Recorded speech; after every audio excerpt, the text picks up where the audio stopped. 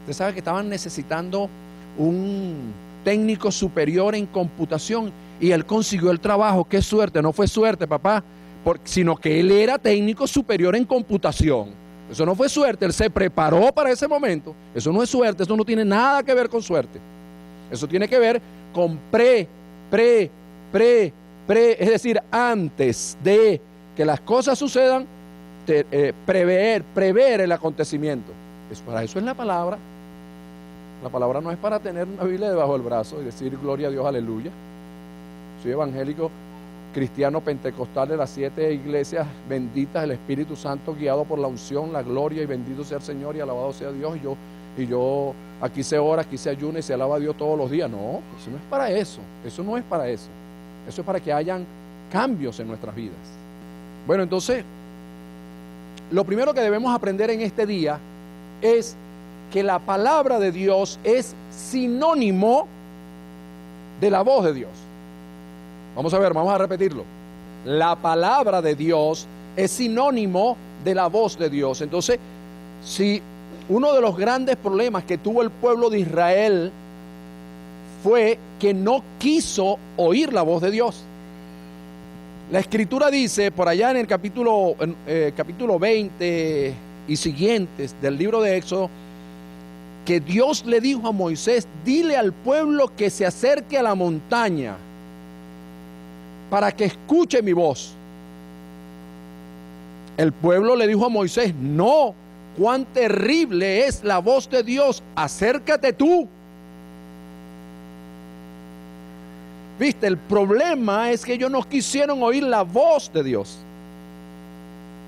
El problema de nosotros, un buen número, es que no queremos oír la voz de Dios. Pero sin embargo, en contraposición a eso, quieren aprender la palabra de Dios. O sea, por favor, si la palabra de Dios es sinónimo de la voz de Dios, si yo no quiero oír la voz de Dios, ¿cómo puedo yo entender que usted quiere aprender la palabra de Dios? Entonces, simple y llanamente, lo que puedo es ver que no queremos aprender la palabra de Dios, sino solamente queremos informarnos, a ver qué dice, para ver si nos paramos en una esquina a discutir con un testigo de Jehová, o con un adventista, o con cualquier otra religión, y decir: no, eso no es así, porque que no sé qué tal, y ponernos a veces como que si nosotros estuviéramos vendiendo un producto y el otro está vendiendo otro, y yo estoy compitiendo con el producto que el otro está vendiendo. Señores, yo no creo en competitividad ministerial. Y eso que quede claro, bien grabado. El pastor José Silva no cree en competitividad ministerial. No compito con ninguno. No quiero.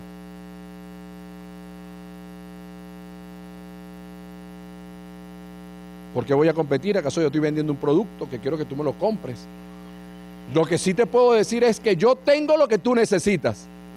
Lo que tú necesitas, la persona que me está viendo. ¿Por qué, pastor? Porque yo tengo una palabra que ha producido en mi vida cambios y transformaciones. Yo tengo una palabra que ha producido en mi vida cambios de la A a la Z en todas sus dimensiones, como persona, como padre, como hijo, como esposo, como hermano, como amigo, como profesional. Y ha hecho cambios en mi vida desde el punto de vista económico y financiero, que yo creo que eso es una de las grandes cosas que nosotros en la tierra buscamos. Porque sin finanzas, tú no puedes ir a una buena universidad. Aunque no digas amén, eso es verdad. Con finanzas, tú no puedes entrar a una tienda a comprarte algo que tú deseas. Lo que haces es mirarlo por la vidriera, si es que puedes ir a ese lugar. Entonces necesitas que se produzcan cambios. Entonces, ¿cuál va a ser cuál va a ser la finalidad, el objetivo de este mensaje que voy a dar hoy? El objetivo de este mensaje, la finalidad de este mensaje, el fin de este mensaje, el propósito de este mensaje es que tú logres entender que una vez que tú recibes y aceptas la palabra debe y tiene, mira la palabra que estoy diciendo, debe y tiene que producir cambios en tu vida. Tiene que producir cambios. Yo no cambié yo no cambié, ni mi vida fue transformada cuando cambié de religión. Eso es mentira.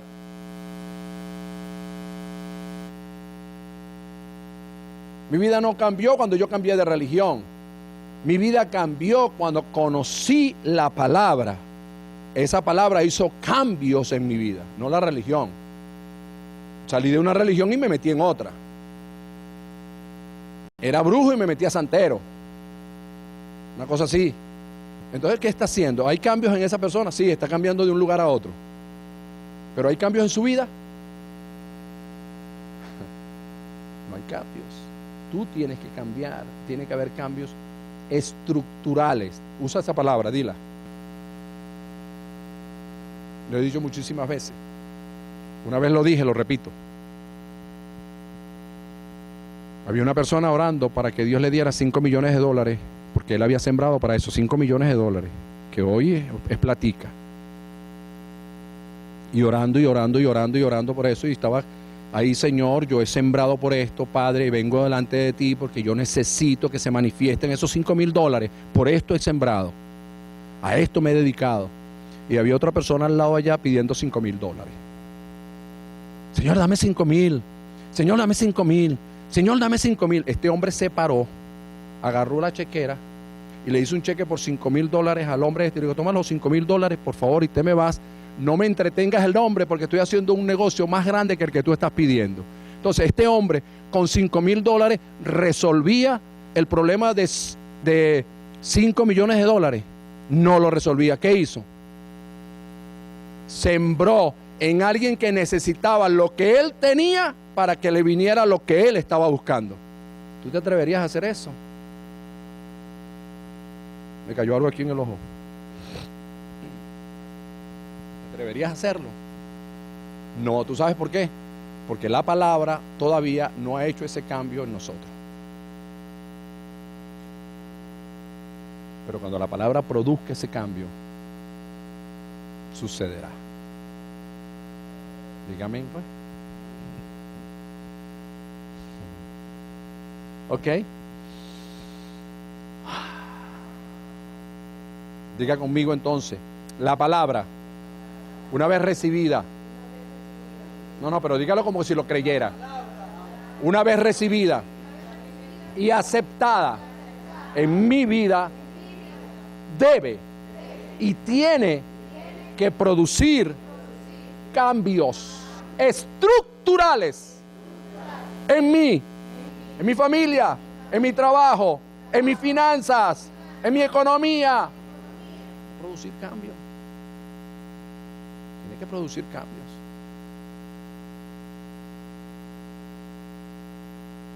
Hace unos años atrás yo dirigí un centro de rehabilitación para personas con problemas de droga y alcohol.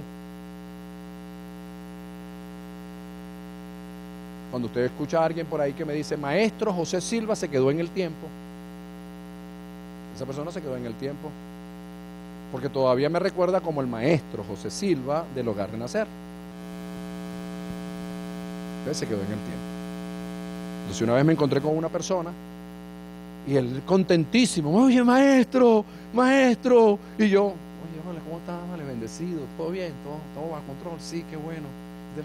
Oye, maestro, tal cosa. Yo le digo: no, dime el favor, ubícate. Tan.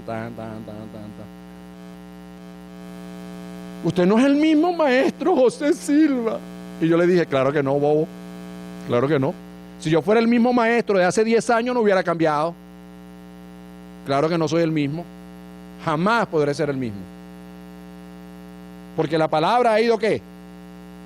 Efectuando cambios en mi vida. Yo no dirijo un centro de rehabilitación para personas con problemas de droga, pero puedo orientar a una persona que tenga ese problema, porque para eso soy un experto en esa área. Lo puedo decir con toda confianza. Soy un experto, no un tirapiedra, un experto en el área de rehabilitación. ¿Por qué no lo hago? Porque fue un tiempo y un espacio, fue una dispensación en el crecimiento y desarrollo de mi vida ministerial. Por eso no lo hago ahora. Hay otras personas que lo hacen. No significa que yo no oriente a alguien para eso. Entonces la persona que venga a buscar hoy, que yo le ayude a rehabilitarse, yo le tengo que decir, no, yo no hago eso. Ahora, si una institución quiere que yo lo asesore a cómo hacer ese trabajo, eso es otra cosa, hay otro nivel. ¿Podemos entender eso o no podemos entenderlo? Eso no tiene nada que ver con presunción, eso no tiene nada que ver, eso es lo mismo que yo empecé dando clases de primero, segundo y tercer grado. Resulta que comencé a estudiar y lejos de ser un licenciado en educación simplemente, yo hice otros estudios, me especialicé en una materia X y resulta que ahora soy licenciado en matemática pura. Yo me voy a ir a enseñar a los niños 2 más 2, 4. Me voy a ir a enseñar a los niños 2 más 2, 4. Voy a enseñarles a científicos, voy a enseñarles a hombres de otro nivel. ¿O no es así? ¿Tiene algo que ver eso con presunción? No, tiene que ver con niveles que ya tú has superado. ¿Qué hace eso? La palabra. El encuentro con la palabra. Estoy explicando bien, ¿verdad? ¿Qué quiere decir eso, pastor? Usted sabe lo que quiere decir, que los de adelante corren mucho y los de atrás se quedarán. Eso es lo que quiere decir. Eso es lo que quiere decir, no quiere decir otra cosa.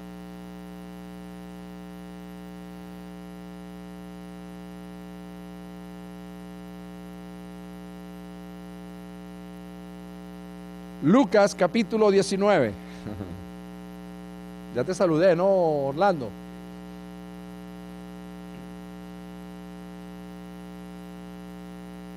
Saludamos a una persona por aquí que desde aquí por la luz no la veo. No sé si están por primera vez. Creo que está Karina y con otras 2 muchachas. Bienvenido, se les quiere, bienvenida, gracias por estar con nosotros. ¿A dónde fue que dije que fueran? Lucas 19, muy bien. Partiendo entonces del capítulo 1,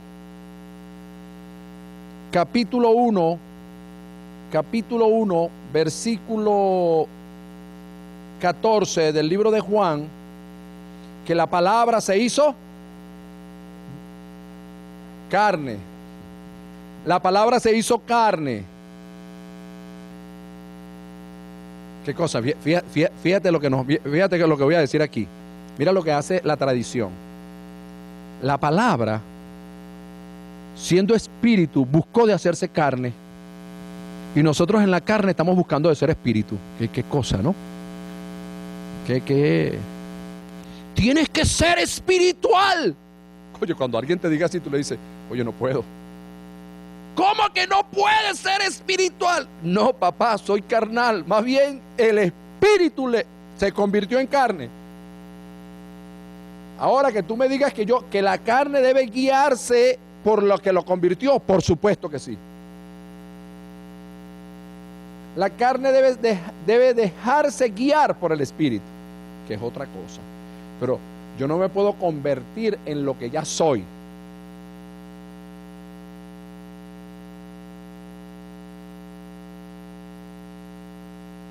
Capítulo 19.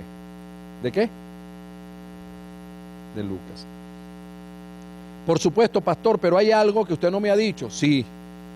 Lo que no te he dicho es que si la palabra se va a convertir, o mejor dicho, va a producir cambios en mi vida, de acuerdo a lo que dice Efesios capítulo 3, versículo 20.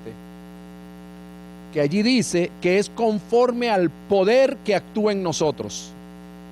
Y si es conforme al poder que actúa en nosotros, significa que quien limita que esa palabra se convierta en carne o que esa palabra produzca cambios en mi vida, es la actitud